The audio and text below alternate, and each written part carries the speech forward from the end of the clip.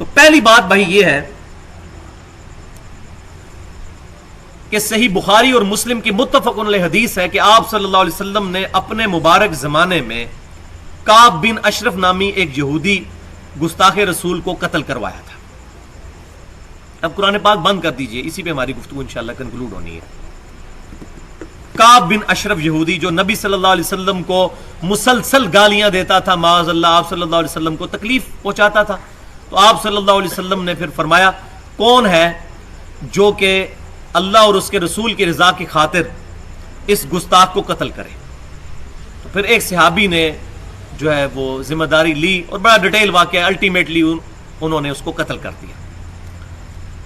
لیکن اسی طریقے سے صحیح بخاری اور مسلم میں اور واقعات بھی موجود ہیں کہ جنہوں نے نبی صلی اللہ علیہ وسلم کی گستاخی کی, جیسا کہ ذوالخویسرہ تمیمی نجدی, جس نے کہ نبی صلی اللہ علیہ وسلم کی گستاخی کی تھی اور کہا تھا کہ اے محمد اللہ سے ڈر اور انصاف کر, معاذ اللہ.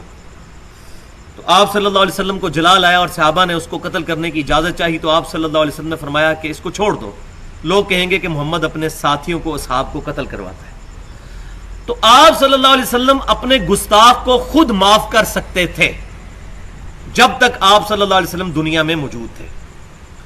آج گستاخ رسول کو ہم اپنی طرف سے معاف نہیں کر سکتے. اسی طریقے سے اس زمانے میں اگر پرٹیکولر کسی کے لیے آپ صلی اللہ علیہ وسلم نے فیصلہ فرمایا کہ گستاخ رسول ہے اس کو قتل کر دو, تو آپ کا ڈیسیژن شریعت کا ڈیسیژن اور کورٹ کا ہی ڈیسیژن تصور ہوگا. آج کوئی مولوی نہیں کہہ سکتا کھڑا ہو گیا کہ جی فلاں بندے کو قتل کر دو, اس نے یہ کر دیا. جیسا کہ بدقسمتی کے ساتھ ہمارے ملک میں ایک بہت بڑا ریسنٹ پاسٹ میں ایک واقعہ ہوا ہے, ممتاز قادری والا. مولویوں نے اس کو ورگلایا اور پکڑ کے سلمان تاثیر کو اس نے قتل کیا. سلمان تاثیر گستاخ رسول ہے تو اس کو کورٹ میں ایشو لے کے جائے. اور دیکھیں کتنے بڑے بڑے علماء ہیں, اس کے اپنے پیر جو ہیں الیاس قادری صاحب, ممتاز قادری کے, انہوں نے اعلان برات کر دیا کہ اس طریقے سے قانون ہاتھ میں نہیں لینا چاہیے. ڈاکٹر طیل قادری صاحب نے خود اعلان برات کر دیا کہ یہ طریقہ نہیں ہے کسی گستاخ کو قتل کرنے کا, کہ قانون اپنے ہاتھ میں لے لیا جائے. ورنہ تو پاکستان جیسے ملک میں تو لوگ اپنی ذاتی دشمنیاں نبھانے کے لیے کسی بھی شخص کو کسی وقت گستاخ رسول ڈکلیئر کر کے تو اس کو مار دیں. تو اس طریقے سے ایک فتنوں کا دروازہ کھل جائے.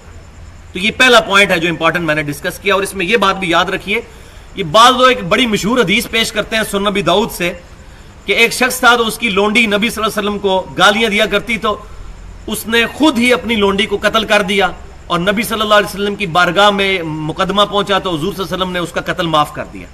بھائیو یہ اصول محدثین پر ضعیف روایت ہے, اس کے تمام شواہد ضعیف ہیں. اس روایت کو پکڑ کے لوگ کہہ رہے تھے قانون اپنے ہاتھ میں لو, جس کا دل کرے گستاخ رسول کو کرے. پہلے وہ روایت تو اصول محدثین پہ صحیح ثابت ہو. اس روایت میں مغیرہ بن مقسم جو ہے راوی, وہ مدلس ہیں اور ان سے روایت کر رہے ہیں, اور یہ محدثین کا پیٹ رول ہے صحیح مسلم کے مقدمے میں کہ مدلس اگر ان سے روایت کرے جب تک سما کی تصریح موجود نہ ہو وہ روایت ضعیف ہو. یہ پکی ضعیف روایت ہے جس کی بنیاد پہ لوگ قانون اپنے ہاتھ میں لے رہے ہیں. لیکن ظاہر ہے کہ اب یہ سارے معاملات جو تحقیق کرے گا اس پہ کھلیں گے, جو کتاب و سنت کا علم رکھنے والا ہوگا. یہ تو بےچارے مولوی ہوتے ہیں جذباتی, ان کا کام پبلک کو اکٹھا کر کے چندے اکٹھے کر کے مشہوری کرنا ہوتا ہے, اور وہ پھر اس طریقے سے لوگوں کو ورگلاتے ہیں اور محبت رسول کے نام پر. تو محبت رسول کے نام پر یہ نہیں ہے کہ بندہ قانون اپنے ہاتھ میں لے جائے. یہ اس طریقے سے میرے اپنے باپ کا قاتل, اپنے بیٹے کا قاتل بھی سامنے آ جائے تو شریعت میں اجازت نہیں کہ میں اس سے بدلہ لوں. کورٹ بھی اگر غلط فیصلہ کر دے تو قیامت والے دن بدلہ ملے گا. دنیا میں کسی شخص کو یہ اجازت نہیں کہ وہ یہ چاکنگ کرے کہ فلاں کو پھانسی دو, فلاں کو پھانسی دو, اور پھر وہ اس طریقے سے اشتہار چھاپنا شروع کر دیتے ہیں. ورنہ اگر یہ راستہ کھول دیا جائے تو معاملہ جو ہے وہ خراب ہو جائے گا. دوسرا پوائنٹ جو میں نے اس میں اشارتاً ڈسکس کر دیا تھا کہ نبی صلی اللہ علیہ وسلم کے مبارک زمانے میں آپ صلی اللہ علیہ وسلم اپنے گستاخ کو خود معاف کر سکتے تھے, لیکن آج کی ڈیٹ میں ہم معاف نہیں کر سکتے کسی گستاخ رسول کو جب تک کہ وہ توبہ والی ساری شرائط نہ پائی جائیں. وہ آگے میں انشاءاللہ بیان بھی کر دوں گا. آج اس پر سزا لاگو ہوگی. یہ نہیں کہا جا سکتا کہ حضور نے بھی اس کوفی نجدی کو, ذوالخویسرہ تمیمی کو معاف کر دیا تھا تو ہم بھی معاف کر دیں, ایسا نہیں ہو سکتا. پوائنٹ نمبر 3 کہ اگر کوئی شخص توبہ کر لیتا ہے, کسی سے گستاخی ہو گئی ہے اور وہ توبہ کر لیتا ہے, تو توبہ کا دروازہ تو ہر وقت کھلا ہے. اب مجھے بتائیں کہ نبی صلی اللہ علیہ وسلم کی گستاخی کرنا بڑا گناہ ہے یا اللہ کی گستاخی کرنا بڑا گناہ ہے؟ ہاں جی, اللہ کی. اور اللہ کی سب سے بڑی گستاخی ہے شرک کرنا، جو اللہ تعالیٰ نے کیٹیگوریکل مینشن کیا ہے قرآن پاک میں دو جگہ پہ، سورۃ النساء آیت نمبر 48 اور 116 میں، ان اللہ لا یغفر ان یشرک بہ ویغفر ما دون ذلک لمن یشاء، اللہ تعالیٰ اس گناہ کو کبھی معاف نہیں کرے گا کہ اس کے ساتھ شرک کیا گیا، اس کے علاوہ جتنے گناہ ہیں اگر چاہے گا تو معاف کر دے۔ یہ قرآن میں واحد گناہ ہے کہ جو قیامت والے دن اللہ تعالیٰ بھی معاف نہیں کرے، دنیا میں معاف کر دے گا، یہ قیامت کا ذکر ہے۔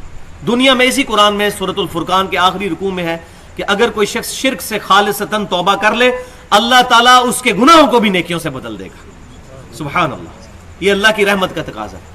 تو شرک بھی اگر دنیا میں معاف ہو جاتا ہے تو گستاخ رسول بھی، اس کی بھی معافی ہو جانی چاہیے۔ شرک سے بڑا گناہ تو نہیں ہے نا نبی صلی اللہ علیہ وسلم کی گستاخی، اللہ کی گستاخی تو سب سے بڑا گناہ ہے۔ اسی قرآن میں سورہ مریم میں اٹھا کے دیکھیں، اللہ تعالیٰ فرماتا ہے کہ جن لوگوں نے رحمان کے لیے بیٹا تجویز کیا، انہوں نے اللہ تعالیٰ کو اتنی بڑی گالی دی کہ قریب ہے کہ آسمان پھٹ پڑے اگر آسمان کے احساس ہو، زمین شک ہو جائے اور پہاڑ ریزہ ریزہ ہو جائے، ان دعوا للرحمن ولدا، کہ انہوں نے رحمان کے لیے بیٹا تجویز کر دیا۔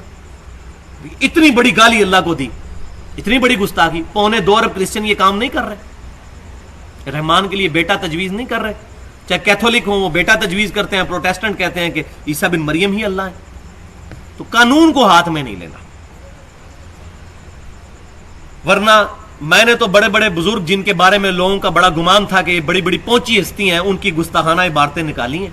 ہمارا ریسرچ پیپر جس نے پچھلے 3 سال سے پورے ملک میں بلکہ پوری دنیا میں آگ لگائی ہوئی ہے، اندھا دھند پیروی کا انجام، اہل سنت پاک.com پہ 18 گستاخانہ عبارات میں نے پرانے بزرگوں کی نکالی ہیں، جن کو لوگ بڑا بڑا بزرگ کہتے تھے۔ کوئی کلمہ پڑھوا رہا ہے لا الہ الا اللہ چشتی رسول اللہ، کوئی کلمہ پڑھوا رہا ہے لا الہ الا اللہ اشرف علی تھانوی رسول اللہ، اور ان کو آج سارے رحمت اللہ علیہ اور ان کے بڑے بڑے نام لیتے ہیں، ان کے ناموں پہ لوگوں کے ساتھ لڑنے کے لیے تیار ہو جاتے ہیں۔ تو ان بزرگوں کی بھی پھر قبریں کھود کے ان کو پھر سولی پہ لٹکائیں، اگر گستاخ رسول والے معاملے میں اتنے سینسٹیو ہیں، یا کم از کم رحمت اللہ علیہ تو کہنا چھوڑ دیں، اگر لعنت نہیں بھیج سکتے تو چلو ان کو بینیفٹ آف ڈاؤٹ دے دیں، ہو سکتا ہے ان کی کتابیں چینج ہو گئی ہوں، حالانکہ ایسا نہیں ہے، نہ ان کے الٹا مناظرے کرتے ہیں۔ خود دیوبند اور بریلویوں کے مناظرے رکھے ہوئے ہیں یوٹیوب پہ، دیوبندیوں کے خلاف بریلویوں نے عبارت پیش کی لا الہ الا اللہ اشرف علی تھانوی رسول اللہ، تو انہوں نے کہا جی کیا ہوا، ہمارے بزرگ نے کہہ دیا یہ رمز کی باتیں ہیں، یہ روحانیت کی باتیں ہیں، تو آپ کے بزرگ نے فرید الدین گنج شکر نے بھی تو لا الہ الا اللہ چشتی رسول اللہ والا واقعہ لکھا ہے، معین الدین چشتی صاحب، تو دونوں برابر ہو گئے، ہاں جی ٹھیک ہو گیا، مسئلہ حل ہو گیا۔ حالانکہ کہنا چاہیے تھا دونوں ہی غلط ہے، لیکن یہ کون کہ ہمیں نبی صلی اللہ علیہ وسلم سے محبت بات اتنی ہے جتنی ہمارے بزرگوں کی توہین کے اندر اندر لائی نہ کرے۔ جہاں بزرگ آ جائے وہاں تو نبی صلی اللہ علیہ وسلم کو کسی نے نہیں دیکھنا، پھر یہ کہنا اتنے بڑے بزرگ پاگل تھے جنہوں نے چشتی رسول اللہ پڑھوایا، آخر کو وجہ تو ہوگی، پھر نبی صلی اللہ علیہ وسلم نہیں نظر آئیں گے ان کو۔ اور ویسے آپ غلامی رسول میں موت بھی قبول ہے، نعرے لگوا لیں، میلاد کے جلسے جلوس نکلوا لیں، سارے کام کروا لیں، لیکن جب اپنے بزرگوں کی باری آئے گی تو پھر وہاں کوئی بندے کو گستاخی نظر نہیں آئے گی، اتنی بڑی بڑی گستاخیاں۔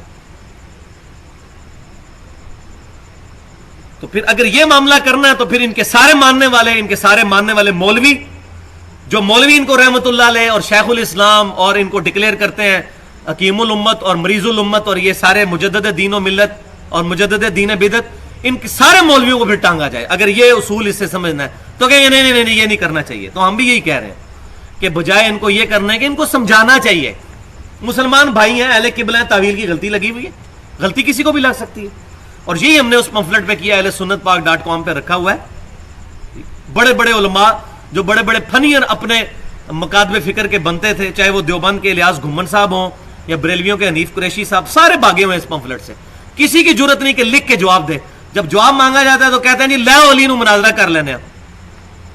اب مجھے بتائیں اس بات پہ کوئی مناظرہ کر سکتا ہے کہ چشتی رسول اللہ غلط ہے یا صحیح ہے؟ اس پہ تو کسی آپ ریڑا باندھ سے مناظرہ کر لیں تو وہ بھی آپ کو ہرا دے گا، لیکن مناظرہ کرنا مقصد نہیں، مقصد لڑائی کرنا ہے، فساد کرنا ہے۔ تو ہم کہتے ہیں بھائی لکھ کے دو کہ ہاں یہ چیزیں ٹھیک ہیں، تاکہ ہم مسلمانوں کو آپ کے اصلی چہرے بتائیں کہ آپ لوگ کن کن چیزوں کے اوپر چل رہے ہیں۔